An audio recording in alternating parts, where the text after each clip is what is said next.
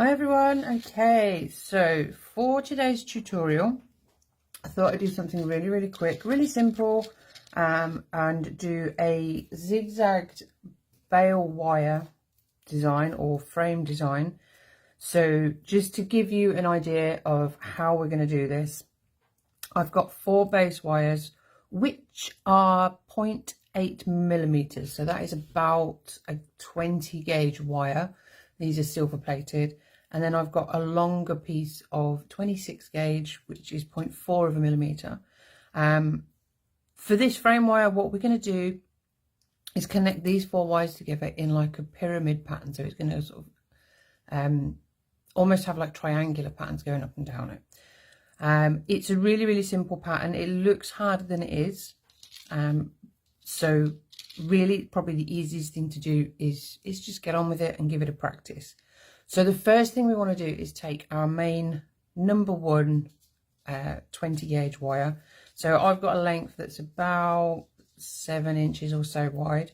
I'm just going to hook the 26 gauge around it once, come around again twice and 3 times. So this is just to connect the wire to each other. I'm then going to take the second piece of 0.8, so 20 gauge, and then with your thinner wire we're going to go underneath the first wire and over both together, and then always just smush them together to keep them nice and tight. And then we're going to go around for a second wrap as well, so you end up with 3 single wraps and 2 double wraps. Then take your third wire, pop it on.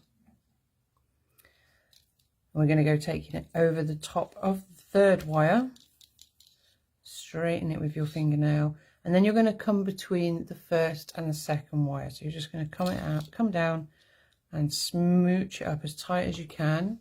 Let me just try and get that so you can see it. And then we're going to go around there again, so over the top of the third wire, down between the first and the second wire, and then smooch it up so you end up with 2 wire wraps around the top 2 wires. You're then going to take your 4th and final wire, bring that on top again, take it over the top of the 4th wire, and then back down between the 3rd and the 2nd wire, smooch it up, come around again, and then back between the 2. So you've now got the first sort of half of your triangle. You're then going to come back round, but you're going to come underneath the 4th and the 3rd wire, or underneath the 4th over the top of the 3rd. So you're in between the 2, and then come back down between the 2nd and the 1st. So we're just going around the 2 middle wires, go around twice, and then the same again, going back up over the top of the 2nd wire, between that and the 3rd wire, and then round the bottom 2 wires twice.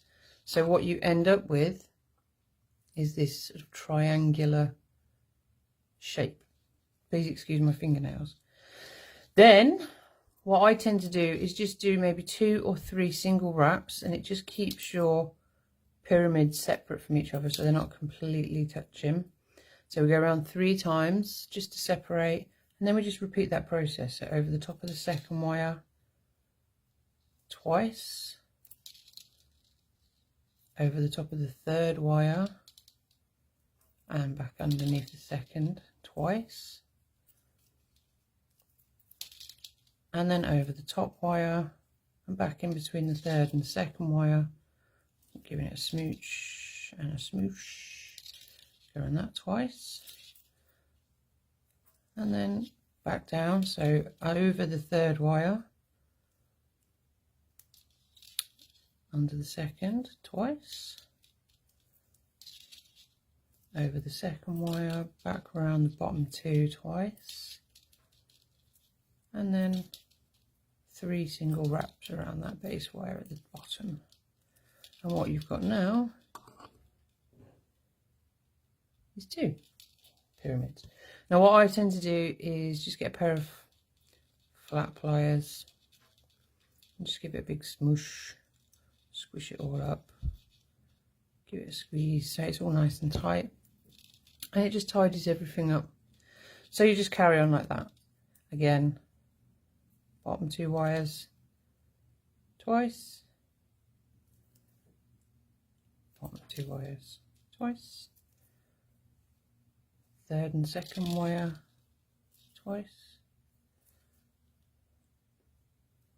The thing with wire wrapping is it looks so much easier than it is when you're first starting out. So when you watch tutorials when you first start, you kind of go, oh, that looks really easy, and then you try it and that very, very false illusion goes away quite quickly. So I taught a workshop not long ago, and in that workshop I had a number of women who were all very, very crafty, very creative people, but they all really, really struggled with the intricacy of the wire wrap. They all managed it in the end, but it was very difficult for them. So it's quite interesting when you're used to doing something, it becomes quite second nature. But obviously for someone who's never done it before, it can be quite hard. So when I first started wire wrapping, which was about 8 years ago now, my designs looked absolutely awful. And one of the things I've always stuck by is I don't tend to pre-design my what I want the pendant to look like, because I think it just always ends up in trying to force the wire to do something that it doesn't want to do, and inevitably that ends up looking a little bit pants. So what I try and do now, and I call it intuitively handmade rather than just handmade, because I just let the wire do what it wants to do. And if it doesn't work, it gets taken off and started again. If it does work, then great, it goes into the shop or the online store or into the events box. And just, yeah, it takes a bit of practice and a little bit of patience. So we're going to do a few more rounds of this. So when you're doing a frame, obviously your frame has to go all the way around the stone that you're putting in the center. So it has to be quite long. If you're just doing a bail, then obviously that can be a little bit shorter. So it just really depends on what the goal of your wrap is, and how long you need it to be. But like with everything, as you get used to doing it, the way you'll learn how to handle the wire, you'll learn how the wire moves, you'll learn how to feel the tensiles of the wire, a bit like sewing really, I suppose. If you can tell if a thread's getting too tight, you can tell the same sort of thing with the wire. The shorter the wire gets, the more challenging it gets. And if you are going to give wire wrapping a go, something that is, I wouldn't say it's definitely going to happen, but if you do it a lot, like obviously I do, then it will happen, is you'll get really sore fingers. So I've quite often got sort of sores, not sores, that sounds gross, sort of my fingers split where they get really dry handling the wire, and then they get quite sore because obviously I'm a glutton for punishment, and just because I've got sore fingers doesn't mean to say I stop. So one of the things I purchased recently was sort of silicone finger cuts, and I just wear them on my fingers, so they look like this. And all I do is I just pop it over my finger, so it's normally around here my finger gets sore. So when they start to sting a little bit, I'll just chuck these on, and it just kind of protects my finger from the harshness of the wire, because the wire is quite sharp, and if you pull it hard enough, it will cut your finger. Much like most things will, you know, the cotton will if you pull on that quite hard as well. So it's just you know, look after the tools that you've got, and your hands are quite a big tool in this wire wrapping game. So, no, that's the wrong one. You'll soon learn that it's quite easy to make a mistake, but it's also quite easy to undo that mistake. I make loads of mistakes. Sometimes they can be hidden. Sometimes they can't. Sometimes I just don't bother trying and I just cut up what I'm doing. Okay, so I just do one more of these. Now I find this really therapeutic. So, you know, if you've got something that you really enjoy doing, if you're creative, then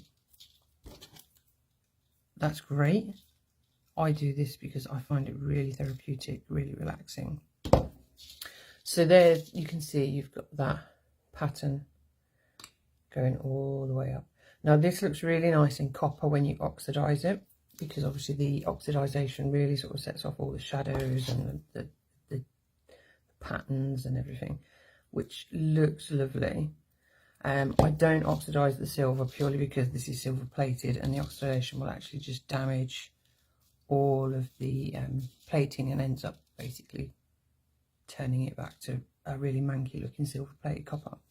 So anyway, that is your tutorial today. I don't have a name for this weave. I just call it the pyramids.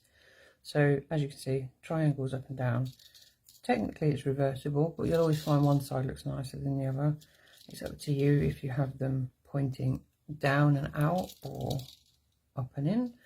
But with a example, let's grab this stone here.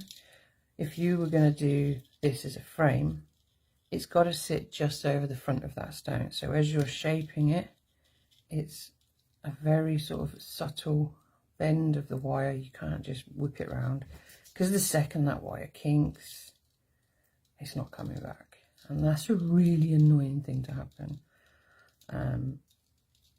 But you can start to see that you just tease the wires around, trying to keep it flat, and then every now and then you just put it to your stone, and you can see there I've actually done that quite well. And then obviously you would have carried that on and then go up to create your bell, which is another thing altogether. So the zigzag,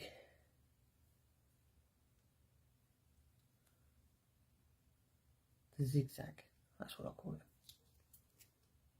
Okay, thank you ever so much, and I will see you all soon. Take care.